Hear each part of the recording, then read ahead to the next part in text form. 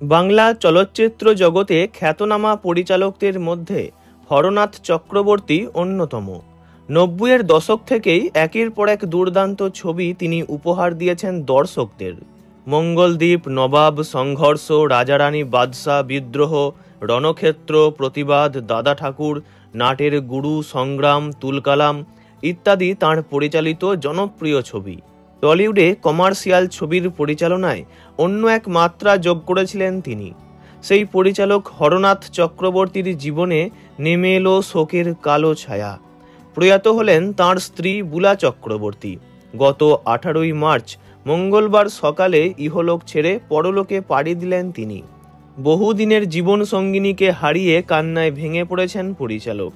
এই বয়সে একা হয়ে যাওয়ার যন্ত্রণা সইতে হচ্ছে তাঁকে। জানা গিয়েছে, দীর্ঘদিন ধরেই ক্যান্সারে আক্রান্ত ছিলেন বুলা চক্রবর্তী। হাসপাতালে ভর্তিও ছিলেন, কিন্তু অবস্থার উন্নতি হচ্ছিল না।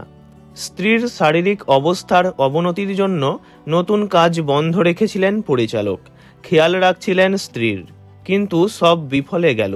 শেষ রক্ষা হলো না। মঙ্গলবার সকাল 10টা 35-এ চলে গেলেন তিনি। কেওড়াতলা মহাশ্মশানে বুলা দেবীর শেষকৃত্য সম্পন্ন হয়। এই সময় মানসিকভাবে বিধ্বস্ত পরিচালকের পাশে ছিলেন পরিচালক প্রেমেন্দু বিকাশ চাকি, সুদেষ্ণা রায়, অভিনেতা সোহম চক্রবর্তী সহ টলিপাড়ার বহু টেকনিশিয়ান। সকলেই বুলা দেবীর প্রয়াণে শোক প্রকাশ করেছেন এবং পরিচালককে সান্ত্বনাও দিয়েছেন। পরপারে যেখানেই থাকুন, ভালো থাকুন বুলা চক্রবর্তী। ওনার বিদেহী আত্মার চির শান্তি কামনা করি। ভিডিওটি এই পর্যন্তই।